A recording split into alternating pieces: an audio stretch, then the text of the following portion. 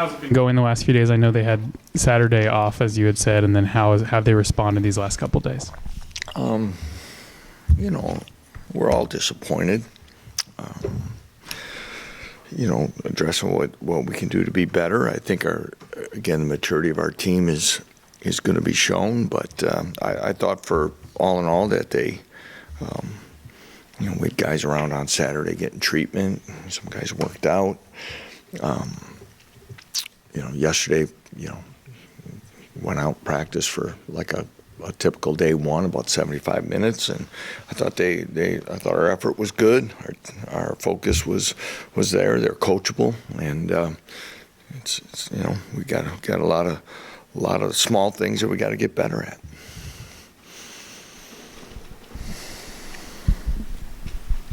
Is it easy to look at things as 0-0 with Big 12 play starting? Is it easy to flush what's happened the last 3 weeks?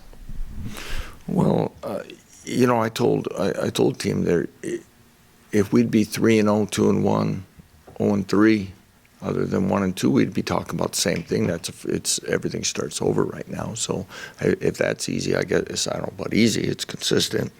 That would be the conversation. So.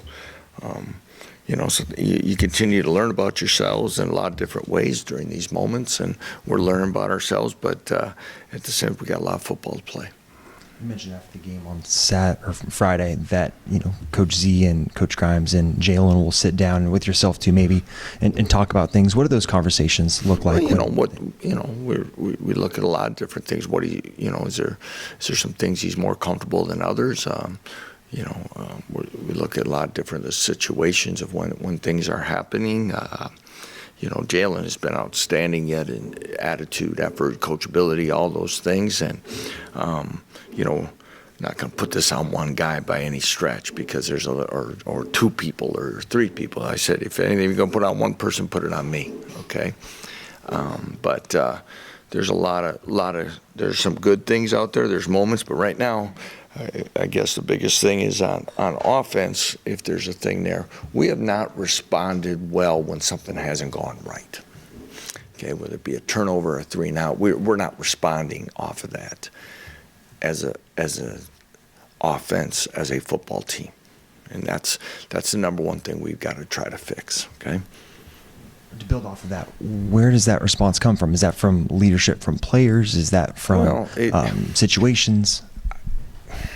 If it was one player or one thing or what, we have I think the second half drive chart was a punt and interception, punt. But within those, we had, I think, 3 or 4 penalties during those.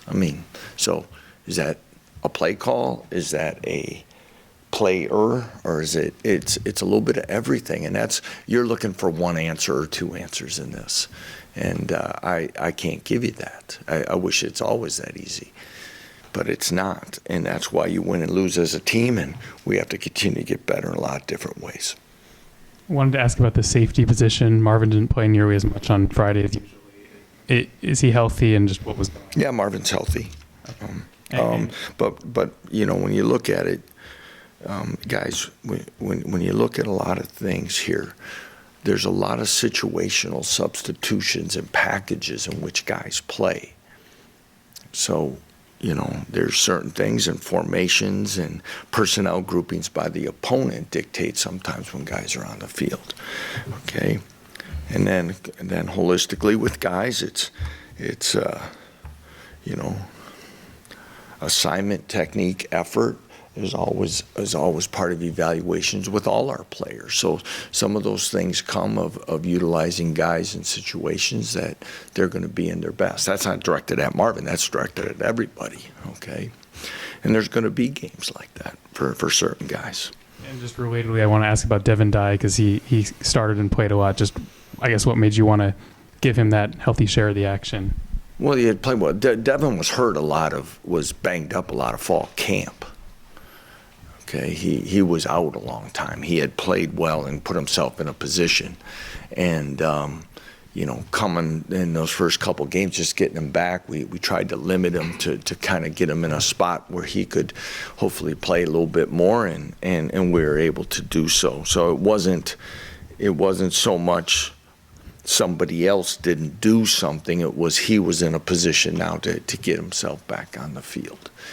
And the thing to remember just on some of these guys now, if those are going to be the future line of questions, is, we're playing with 3 safeties a lot. So the guys that are some of the rotational guys in these packages many times are the safeties that are playing a little bit more at the second level, which means now sometimes they're going to rotate with a linebacker, not just with safeties, okay? So I want to make sure that we're, I'm not going to go through our game plan with it or how we do it, but that's part of the thought, okay?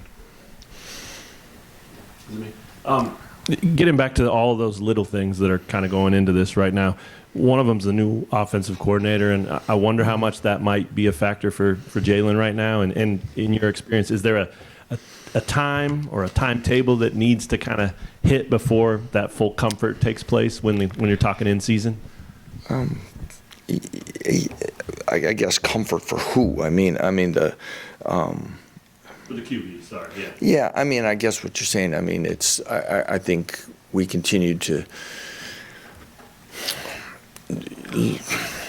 search for all the answers of everyone being comfortable and being productive, because, again, the one part of it, Matt, I'd say no to that is because I don't think there's any questions in the first half. And there's been games like that. Everybody the thing to remember is that every team is different, not just at one position, one coach. I understand the offensive coordinator, besides the head coach, is the most scrutinized position on a coaching staff in college football or football in general today.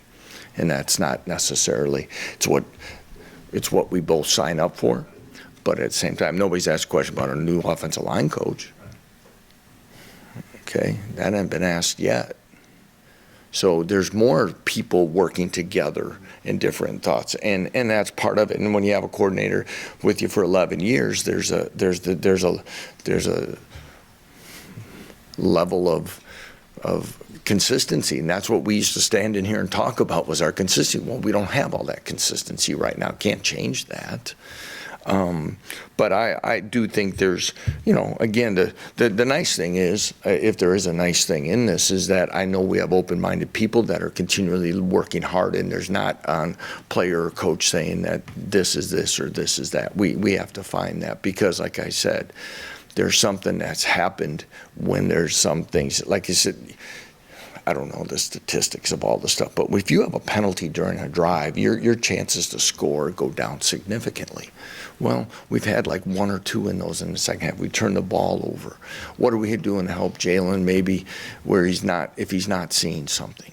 Is there something that we're going to continue to look at that can help him maybe mechanically? We're looking at everything, and we always do. It just gets highlighted when you're not successful. But are we probably going through a growing pain? Yeah, of some sort, obviously. But the thing is that,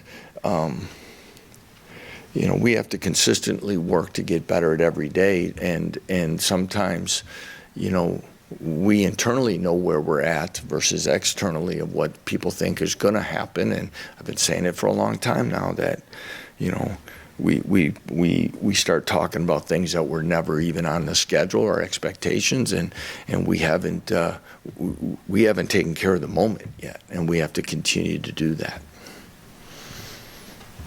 Lance, what are your thoughts through 3 games of how the defense has played? Yeah, I think we're playing some of the better defense that we've played, but we're going to have bigger tests to come, and I know on that side of the ball there's still things that need to be cleaned up. They had a 75-yard drive that went over 9 minutes.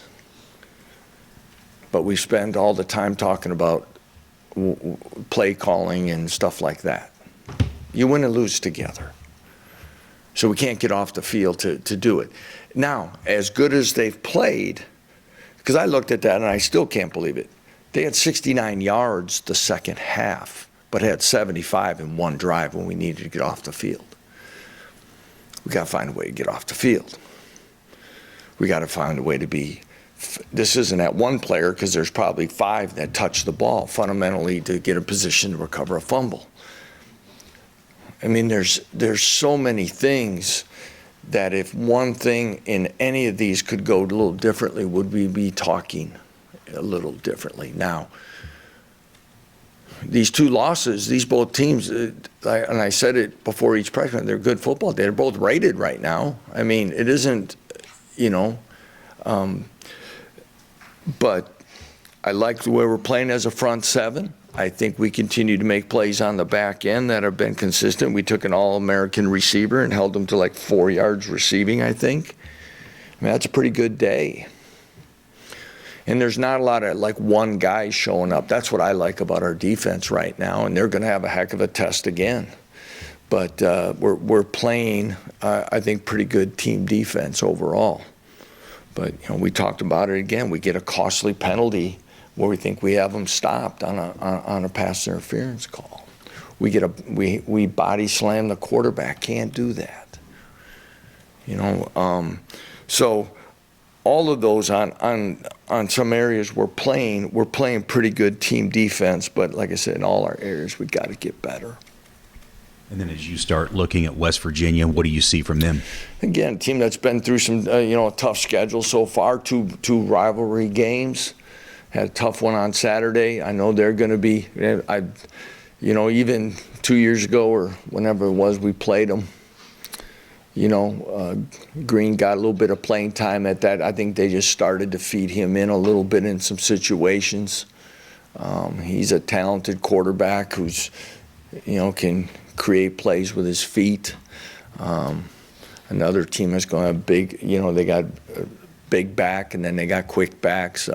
They got some athletic tight ends with some great length, and they motion them around a little bit like we do. They find ways to get them the ball. So again, this will be a very good test for us in a lot of different ways. And they're a team that has been close and feels they need to get a win, and so do we. So it should be a lot of excitement in Morgantown.